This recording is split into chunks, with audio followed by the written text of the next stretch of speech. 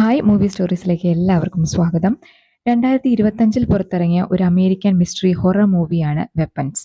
ഒരു ക്ലാസ്സിലെ 17 കുട്ടികളെ ഒരുമിച്ച് ഒരേ സമയം കാണാതാവുകയും അതിന് പിന്നിലെ കാരണങ്ങൾ അന്വേഷിച്ച് കണ്ടെത്തുന്നതുമായ ഒരു സൂപ്പർ ഹൊറർ മൂവി. ഇനിയും കാണാത്തവരുണ്ടെങ്കിൽ ധൈര്യമായിട്ട് കണ്ടോളൂ, അത്രയും അടിപൊളിയാണ് ഈ സിനിമ. മേബ്രോക്കിലെ ഒരു എലിമെന്ററി സ്കൂളിൽ 2 വർഷം മുമ്പ് നടന്ന പോലീസുകാർക്കൊന്നും സോൾവ് ചെയ്യാൻ പറ്റാതിരുന്ന ഒരു സംഭവം പറഞ്ഞുകൊണ്ടാണ് സിനിമയുടെ തുടക്കം. ജസ്റ്റിൻ ഗാൻഡി എന്നൊരു ടീച്ചർ അവിടെ പുതുതായി ജോയിൻ ചെയ്തിരുന്നു. അങ്ങനെയിരിക്കെ ഒരു വെൻസ്ഡേ ജസ്റ്റിന്റെ ക്ലാസ്സിലെ 18 കുട്ടികളിൽ ഒരു കുട്ടി മാത്രമാണ് ക്ലാസ്സിലേക്ക് വന്നത്. അലക്സ് ലില്ലി എന്നായിരുന്നു അവന്റെ പേര്. ബാക്കി 17 പേരും ആ ദിവസം പുലർച്ചെ 2:17 വീട്ടിൽ നിന്ന് പുറത്തിറങ്ങി എങ്ങോട്ടോ നടന്നുപോയി. അവരാരും പിന്നീട് തിരികെ വന്നില്ല. ചില കുട്ടികളുടെ വീട്ടിലെ CCTVയിൽ നിന്നാണ് 2:17 എല്ലാവരും ഇറങ്ങിപ്പോയതെന്ന് പോലീസുകാർ മനസ്സിലാക്കിയത്. അലക്സ് ലില്ലിയോട് ഇതിനെക്കുറിച്ച് എന്തെങ്കിലും അറിയുമോ എന്ന് പോലീസ് ചോദിച്ചെങ്കിലും തനിക്കൊന്നും അറിയില്ല എന്നാണ് അലക്സ് പറഞ്ഞത്. അവരുടെ ടീച്ചറായ ജസ്റ്റിനെയും പോലീസ് ചോദ്യം ചെയ്തു. എന്നാൽ അവരും കുട്ടികൾ പോയ സങ്കടത്തിലായിരുന്നു. സ്കൂളിൽ വെച്ച് നടത്തിയ മീറ്റിംഗിൽ ജസ്റ്റിൻ തനിക്കൊന്നും അറിയില്ല എന്നുള്ള കാര്യം പേരൻസിനോട് പറഞ്ഞെങ്കിലും അവരാരും അത് വിശ്വസിക്കാൻ തയ്യാറായില്ല. ജസ്റ്റിൻ എന്തോ ചെയ്തിട്ടാണ്, അല്ലെങ്കിൽ ജസ്റ്റിൻ കാരണമാണ് കുട്ടികൾ അങ്ങനെ പോയത് എന്നായിരുന്നു കുട്ടികളുടെ പേരൻസ് കരുതിയിരുന്നത്. പേരൻസ് ജസ്റ്റിനെ കാണുന്നത് തന്നെ ഒരു മന്ത്രവാദിനിയായിട്ടായിരുന്നു. മീറ്റിംഗിനിടയിൽ പേരൻസ് ജസ്റ്റിനെ ആക്രമിക്കാൻ തുടങ്ങി. പേരൻസിൽ നിന്നും രക്ഷപ്പെട്ട് ജസ്റ്റിൻ തന്റെ വീട്ടിലെത്തി. ആ രാത്രിയിൽ ജസ്റ്റിന്റെ വീട്ടിലെത്തി അവരുടെ വണ്ടിയിൽ ആരോ വിച്ച് നെയ്തി വെച്ചിട്ട് പോയിരുന്നു. കുട്ടികളെ കാണാതായ ഈ സംഭവത്തിന് ശേഷം കുറച്ചാളുകൾ അവരറിയാതെ തന്നെ ഈ ഒരു സംഭവത്തിന്റെ ഭാഗമായി മാറുകയാണ്. എങ്ങനെയാണ് അവർ തമ്മിൽ കണക്റ്റഡ് ആകുന്നത് എന്ന് ഓരോരുത്തരുടെയും സിറ്റുവേഷൻ പറഞ്ഞുകൊണ്ടാണ് സിനിമ മുന്നോട്ട് പോകുന്നത്. ക്ലാസ് ടീച്ചറായ ജസ്റ്റിനിൽ നിന്ന് പറഞ്ഞു തുടങ്ങാം. തന്റെ വണ്ടിയിൽ ആരോ വിച്ചെന്ന് എഴുതി വെച്ച് പോയതിനെ കുറിച്ചൊക്കെ സംസാരിക്കാൻ ജസ്റ്റിൻ സ്കൂളിലെത്തി. പ്രിൻസിപ്പലായ മാർക്കസിനോട് ഇതിനെക്കുറിച്ച് ജസ്റ്റിൻ സംസാരിച്ചു. അലക്സിനോട് സംസാരിക്കാൻ ആഗ്രഹിച്ച ജസ്റ്റിനോട് അവരുടെ കാര്യത്തിൽ ഇടപെടാതെ കുറച്ചു ദിവസം മാറി നിൽക്കാനാണ് മാർക്കസ് നിർദ്ദേശിച്ചത്. ജസ്റ്റിൻ അവിടുന്ന് നേരെ പോലീസ് സ്റ്റേഷനിലേക്ക് പോയി. കാറിൽ വിച്ചെന്ന് എഴുതിയതിനെ കുറിച്ചൊരു പരാതി പോലീസിനെ അറിയിച്ചു. എന്നാൽ അവിടെ വെച്ച് അവിചാരിതമായി ജസ്റ്റിൻ തന്റെ മുൻ കാമുകനായ പോളിനെ കണ്ടു. പിന്നീട് ജസ്റ്റിൻ പോളിന് മെസ്സേജ് അയക്കുകയും ചെയ്തു. ആ രാത്രി അവർ തമ്മിൽ കാണുകയും ചെയ്യുന്നുണ്ട്. ഭാര്യയുമായി ചെറിയൊരു പിണക്കത്തിലായിരുന്നു പോൾ. ആ ദിവസം പോള് ജസ്റ്റിന്റെ കൂടെയായിരുന്നു. പോള് പോയതിനു ശേഷം പിറ്റേ ദിവസം ജസ്റ്റിൻ അലക്സ് ലിലിയെ പിന്തുടർന്ന് അവന്റെ വീട്ടിലേക്ക് എത്തി. അവിടെ വിൻഡോ മുഴുവൻ പേപ്പർ ഒട്ടിച്ചു മറച്ചിരുന്നു. ജസ്റ്റിൻ എന്തോ പന്തികേട് തോന്നി. പാതി തുറന്ന വിൻഡോയിലൂടെ ജസ്റ്റിൻ 2 രൂപങ്ങൾ കണ്ടു. ജസ്റ്റിൻ തന്റെ സംശയത്തെക്കുറിച്ച് മാർക്കസിനോട് സംസാരിച്ചു. മാർക്കസ് വീണ്ടും അലക്സിനെ വെറുതെ വിടാൻ ജസ്റ്റിനോട് പറയുകയാണ്. അതിനുശേഷം ലിക്വർ ഷോപ്പിൽ വെച്ച് പോളിന്റെ ഭാര്യ ജസ്റ്റിനോട് വഴക്കുണ്ടാക്കി. ഈ സംഭവത്തിന് ശേഷം ജസ്റ്റിൻ വീണ്ടും അലക്സിന്റെ വീട്ടിലേക്ക് പോയി. ആ വീട്ടിൽ എന്താണ് നടക്കുന്നതെന്ന് അറിയാൻ രാത്രി മുഴുവൻ തന്റെ കാറിൽ അവൾ കഴിച്ചുകൂട്ടി. അവൾ അറിയാതെ ഉറക്കത്തിൽപ്പെട്ടു. ഇന്ന് രാത്രിയുടെ ഇരുട്ടിൽ ആ വീട്ടിൽ നിന്നും ആരോ ഇറങ്ങി വരികയും ഉറങ്ങിക്കിടന്നിരുന്ന ജസ്റ്റിന്റെ മുടി മുറിച്ചെടുക്കുകയും ചെയ്തു. അടുത്തത് പറയുന്നത് ആർച്ചറിനെ കുറിച്ചാണ്. കാണാതായ 17 പേരിൽ മാത്യുവിന്റെ അച്ഛനാണ് ആർച്ചർ. ആർച്ചർ തന്റെ കുട്ടിയെ അന്വേഷിച്ചുകൊണ്ടിരിക്കുകയാണ്. പോലീസിൽ ചെന്ന് കേസിന്റെ പുരോഗതിയൊക്കെ തിരക്കുന്നുണ്ട്. ക്ലാസ് ടീച്ചറായ ജസ്റ്റിനോടുള്ള ദേഷ്യത്തിൽ ആർച്ചറാണ് ജസ്റ്റിന്റെ കാറിൽ വിച്ച് എന്ന് എഴുതിയത്. 17 കുട്ടികളും ഒരേ സമയത്ത് ഒരേപോലെ കാണാതായതിന്റെ പിന്നിലെ രഹസ്യം കണ്ടെത്താൻ ആർച്ചർ നേരിട്ടിറങ്ങി. 17 കുട്ടികളും ഒരേ ദിശയിൽ ഓടിക്കൊണ്ട് ഒരു പോയിന്റിൽ എത്തിച്ചേർന്നിട്ടുണ്ടായിരിക്കുമെന്ന് ആർച്ചർ കണക്കുകൂട്ടി. ആ പോയിന്റിലുള്ള വീട് കണ്ടെത്താനായിരുന്നു ആർച്ചറിന്റെ ലക്ഷ്യം. അങ്ങനെ ആർച്ചർ മറ്റു കുട്ടികളുടെ വീട്ടിൽ ചെല്ലുകയും അവരെക്കുറിച്ച് അന്വേഷിക്കുകയും CCTV നിരീക്ഷിക്കുകയും ചെയ്തു. പിന്നീട് ഒരു ദിവസം ജസ്റ്റിനെ കണ്ട ദിവസം ആർച്ചർ ജസ്റ്റിനുമായി ഉടക്കി. ആ നേരത്താണ് തന്റെ നേരെ എന്തോ ബാധ കയറിയതുപോലെ ഓടിയെടുക്കുന്ന പ്രിൻസിപ്പൽ മാർക്കസിനെ ജസ്റ്റിൻ കണ്ടത്. എന്നാൽ മാർക്കസിൽ നിന്നും ജസ്റ്റിനെ ആർച്ചർ രക്ഷിച്ചു. അടുത്തത് പോൾ എങ്ങനെയാണ് ഈ സംഭവവുമായി കണക്റ്റഡ് ആകുന്നത് എന്നാണ് കാണിക്കുന്നത്. പോലീസ് സ്റ്റേഷനിൽ പരാതി കൊടുക്കാനെത്തിയ ജസ്റ്റിനെ പോള് കാണുന്നുണ്ട്. അവിടെ നിന്ന് പോലീസ് കാറിൽ പോകുകയായിരുന്ന പോള് സംശയാസ്പദമായ സാഹചര്യത്തിൽ ഒരാളെ കണ്ടു. അവന്റെ പിന്നാലെ ഓടിയ പോള് അവനെ പിടിക്കുകയും അവന്റെ പേര് ജെയിംസ് എന്നാണെന്ന് കണ്ടെത്തി. എന്നാൽ അവനെ പരിശോധിക്കുന്നതിനിടയിൽ പോളിന്റെ കയ്യിൽ ജെയിംസിന്റെ പോക്കറ്റിലുണ്ടായിരുന്ന സിറിഞ്ചിൽ നിന്നും കുത്തേറ്റു. എന്നാൽ സംഭവം പറഞ്ഞ് ഒത്തുതീർപ്പാക്കിയതിനു ശേഷം ഇനി എവിടെയും നിന്നെ കണ്ടുപോകരുതെന്നുള്ള താക്കീത് കൊടുത്തുകൊണ്ട് ജെയിംസിനെ പോള് വിട്ടയച്ചു. ഈ പ്രശ്നങ്ങൾക്കിടയിലാണ് പോളിന് ജസ്റ്റിന്റെ മെസ്സേജ് കിട്ടുന്നത്. അങ്ങനെയാണ് പോള് ജസ്റ്റിന്റെ വീട്ടിലെത്തിയത്. അവിടെ നിന്നും പിറ്റേ ദിവസം വീട്ടിലെത്തിയ പോള് കാണുന്നത് യാത്ര പോയ വൈഫ് തിരിച്ചു വന്നതാണ്. പോളിന്റെ വൈഫിന് കാര്യം മനസ്സിലായി. അന്ന് സ്റ്റേഷനിൽ നിന്നിറങ്ങിയ പോള് വീണ്ടും ജെയിംസിനെ കണ്ടു. കലി കയറിയ പോള് ജെയിംസിനെ പിന്തുടർന്നു. ഇനി ജെയിംസിന്റെ കഥ കേൾക്കാം. ജോലി ഒന്നുമില്ലാത്ത ജെയിംസ് ചെറിയ ചെറിയ സാധനങ്ങളൊക്കെ മോഷ്ടിച്ച് അതൊക്കെ വിറ്റ് കാശാക്കാറാണ് പതിവ്. പുതിയൊരു ജോലി സെറ്റാക്കാൻ വേണ്ടി ഡ്രസ് വാങ്ങാനൊക്കെ പൈസ ഒപ്പിക്കാൻ മോഷ്ടിക്കാൻ വല്ലതും കിട്ടുമോ എന്ന് നോക്കുകയായിരുന്നു ജെയിംസ്. ആ നേരത്താണ് പോലീസായ പോള് പിടിച്ചതും ജെയിംസിന് വാണിംഗ് കൊടുത്തതും. എന്നാൽ അതിനുശേഷവും ജെയിംസ് മോഷ്ടിക്കാനായിട്ട് ഇറങ്ങി. രാത്രി അലക്സ് ലില്ലിയുടെ വീട്ടിലെത്തിയ ജെയിംസ് അവിടെ അനങ്ങാൻ പറ്റാതെ ഇരിക്കുന്ന ജീവനുള്ള രണ്ട് മനുഷ്യരെ കണ്ടു. ഒരു സ്ത്രീയും പുരുഷനും. ആ വീട് ആകെ അലങ്കോലമായിരുന്നു. വീടിന്റെ ബേസ്മെന്റിലുള്ള മുറിയിൽ കുറെ കുട്ടികളെ ജെയിംസ് കാണാനിടയായി. അവര് പെട്ടെന്ന് ജെയിംസിന് നേരെ തിരിഞ്ഞു. ഇത് കണ്ട് പേടിച്ച് ജെയിംസ് ആ വീട്ടിൽ നിന്നും കയ്യിൽ കിട്ടിയ സാധനങ്ങൾ എടുത്ത് പുറത്തേക്ക് ഓടി. കിട്ടിയ സാധനങ്ങൾ വിൽക്കാൻ ജെയിംസ് ഒരു ഷോപ്പിൽ പോയപ്പോൾ അവിടെ കാണാതായ കുട്ടികളെ കുറിച്ച് വിവരം കൊടുത്താൽ $50,000 റിവാർഡ് കിട്ടുമെന്നുള്ള നോട്ടീസ് ജെയിംസിന്റെ ശ്രദ്ധയിൽപ്പെട്ടു. അങ്ങനെ താൻ കുട്ടികളെ കണ്ട വിവരം പോലീസിൽ അറിയിക്കാൻ വേണ്ടി സ്റ്റേഷനിൽ വന്ന നേരത്താണ് വീണ്ടും ജെയിംസ് പോളിന്റെ മുന്നിൽപ്പെട്ടത്.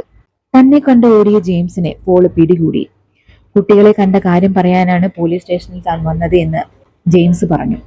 അത് കേട്ട പോള് ജെയിംസിനെയും കൊണ്ട് അലക്സിന്റെ വീട്ടിലേക്ക് ചെന്നു. ജെയിംസിനെ കാറിലിരുത്തി അലക്സിന്റെ വീടിനകത്തേക്ക് കയറിപ്പോയ പോള് രാത്രിയായിട്ടും തിരിച്ചെത്തിയില്ല. എപ്പോഴോ ഇരുട്ടിൽ ആ വീടിന്റെ ഡോറ് തുറന്ന് പോള് ജെയിംസിന് നേരെ പാഞ്ഞെടുത്തു. അയാളുടെ ദേഹത്ത് എന്തോ കയറിയതുപോലെ ഭ്രാന്ത് പിടിച്ചതുപോലെയായിരുന്നു പോള് ഓടി വന്നിരുന്നത്. കാറിലിരുന്ന ജെയിംസിനെ വലിച്ചഴിച്ചുകൊണ്ട് പോള് വീടിനകത്തേക്ക് കയറിപ്പോയി. ഇനി മാർക്കസിന്റെ കഥ. അലക്സ് ലില്ലിയുടെ വീട്ടിൽ എന്തോ പന്തികേടുണ്ടെന്ന് ജസ്റ്റിൻ പറയുന്നത് കേട്ട മാർക്കസ് അലക്സിന്റെ പേരൻസിനെ സ്കൂളിലേക്ക് വിളിച്ച് സംസാരിക്കാമെന്നുള്ള കാര്യം ജസ്റ്റിനോട് പറയുന്നുണ്ട്. പ്രിൻസിപ്പൽ മാർക്കസിന്റെ നിർദ്ദേശപ്രകാരം അലക്സിന്റെ സ്കൂളിലേക്ക് വന്നത് ഗ്ലാഡിസ് ആണ്.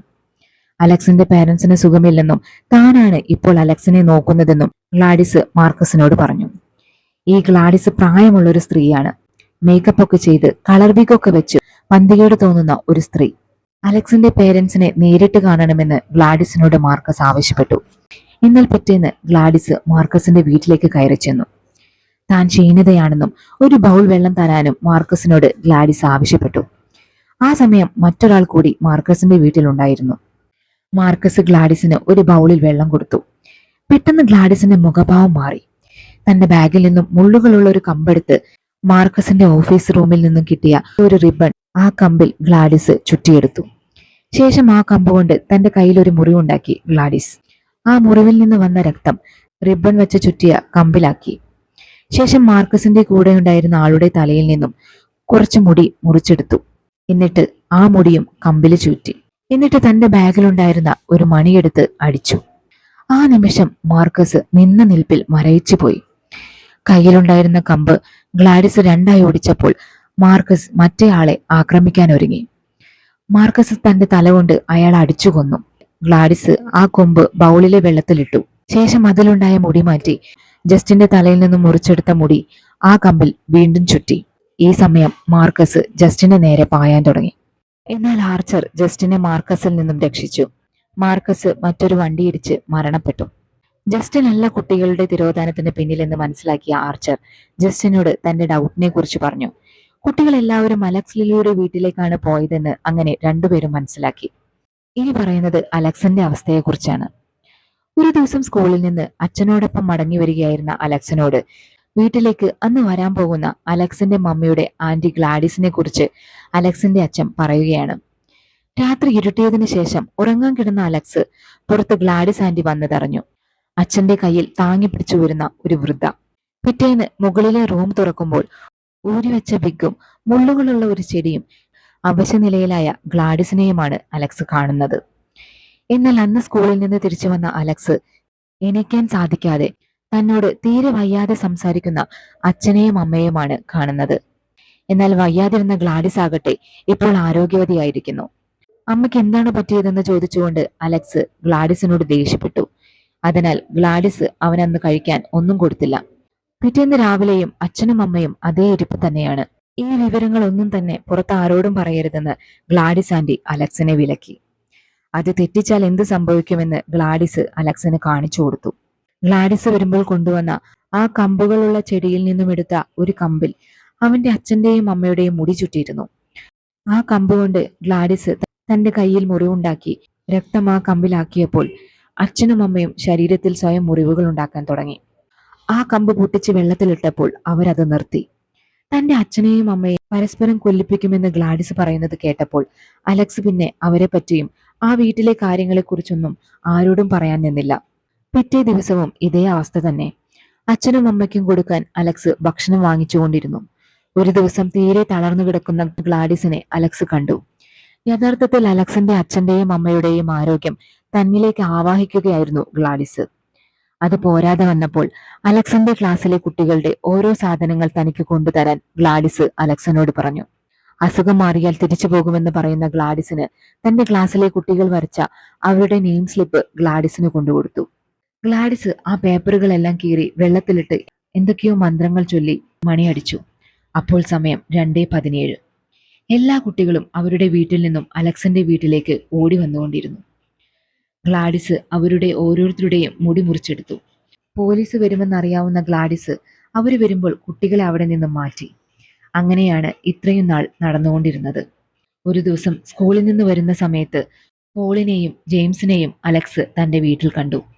നാളെ നമ്മൾ ഇവിടെ നിന്ന് പോകുമെന്ന് ഗ്ലാഡിസ് അലക്സിനെ അറിയിച്ചു. എന്നിട്ട് ഗ്ലാഡിസ് അവരുടെ റൂമിൽ പോയി കതകടച്ചു. ആ റൂമിൽ കയറരുതെന്ന് അലക്സിനോട് പറയുകയും ചെയ്തു. അലക്സിന്റെ അമ്മയെയും അച്ഛനെയും ഗ്ലാഡിസ് കാവൽ നിർത്തി. ഈ സമയം ജസ്റ്റിനും ആർച്ചറും അലക്സിന്റെ വീടിന് പുറത്തുണ്ടായിരുന്നു. അലക്സിന്റെ വീടിന്റെ വാതിൽ തുറന്നു വന്ന പോളിനെ കണ്ട് ജസ്റ്റിനും ആർച്ചറും അകത്തേക്ക് കയറി. എന്നാൽ അവർക്ക് നേരെ പാഞ്ഞെടുക്കുന്ന പോളിനെയും ജസ്റ്റിനെയുമാണ് ഇരുവരും കണ്ടത്. ജെയിംസും പോളും അവരെ ആക്രമിക്കാൻ തുടങ്ങി. ഇതൊക്കെ കാണുന്ന അലക്സ് ഗ്ലാഡിസിന്റെ മന്ത്രവാദം തടയാൻ അവരുടെ മുറിയിൽ കയറാൻ തീരുമാനിച്ചു. മുറിയിൽ കയറാൻ നോക്കിയ അലക്സിന് നേരെ അച്ഛനും അമ്മയും പാഞ്ഞെടുത്തു. ഇതിനിടയിൽ ബേസ്മെന്റിൽ കാണാതായ കുട്ടികളെ ആർച്ചർ കാണാനിടയായി. ജെയിംസിനെയും പോളിനെയും ജസ്റ്റിൻ വെടിവെച്ചു കൊന്നു. അമ്മയും അച്ഛനും ഉപദ്രവിക്കുന്നതിന് മുമ്പ് തന്നെ അലക്സ് ഗ്ലാഡിസിന്റെ ചെടിയിൽ നിന്നും അച്ഛന്റെയും അമ്മയുടെയും മുടി ചുറ്റിയ കമ്പും ഗ്ലാഡിസിന്റെ വിഗും കൈക്കലാക്കി. കുട്ടികൾക്കിടയിൽ മാത്യുവിനെ അന്വേഷിക്കുന്ന ആർച്ചറിന്റെ മാല വലിച്ചെടുത്ത് അയാളെയും തന്റെ വലയത്തിലാക്കി ഗ്ലാഡിസ്. ഈ സമയം ഗ്ലാഡിസിന്റെ വിഗിലുണ്ടായിരുന്ന അവരുടെ ഒറിജിനൽ മുടിയെടുത്തുകൊണ്ട് കമ്പിൽ കെട്ടി തന്റെ രക്തം അതിലാക്കി അലക്സ്. ആർച്ചറിനെ ഉപയോഗിച്ച് ജസ്റ്റിനെ കൊല്ലാൻ ഗ്ലാഡിസ് ശ്രമിക്കുന്നതിനിടയിൽ തന്റെ കയ്യിലെ ആ കൊമ്പൊടിക്കുകയാണ് അലക്സ്. ഗ്ലാഡിസ് അപകടം മനസ്സിലാക്കി. 17 കുട്ടികളും ഭ്രാന്ത് പിടിച്ചതുപോലെ ഗ്ലാഡിസിനെ പിടിക്കാനെത്തി. ഗ്ലാഡിസ് അവിടെ നിന്നും രക്ഷപ്പെടാനായി ഓടി. കുട്ടികൾ പിന്നാലെയും. അവസാനം 17 കുട്ടികളും കൂടി ഗ്ലാഡിസിനെ പിച്ച് ചീന്തിയെറിഞ്ഞു. ആർച്ചർ പഴയതുപോലെയായി. എന്നാൽ അലക്സിന്റെ അച്ഛനും അമ്മയും രക്ഷപ്പെട്ടെങ്കിലും അവരുടെ ആരോഗ്യം പഴയതുപോലെ വീണ്ടെടുക്കാനായിട്ടില്ല. കുട്ടികൾ അവരുടെ വീട്ടിൽ തിരിച്ചെത്തി. പല കുട്ടികളും ഇപ്പോൾ സംസാരിക്കാൻ തുടങ്ങിയിരിക്കുന്നു എന്ന് പറഞ്ഞുകൊണ്ടാണ് ഈ സിനിമ ഇവിടെ അവസാനിക്കുന്നത്. മറ്റൊരു അടിപൊളി സിനിമയുടെ സ്റ്റോറിയുമായി അടുത്തൊരു വീഡിയോയിൽ വീണ്ടും കാണാം.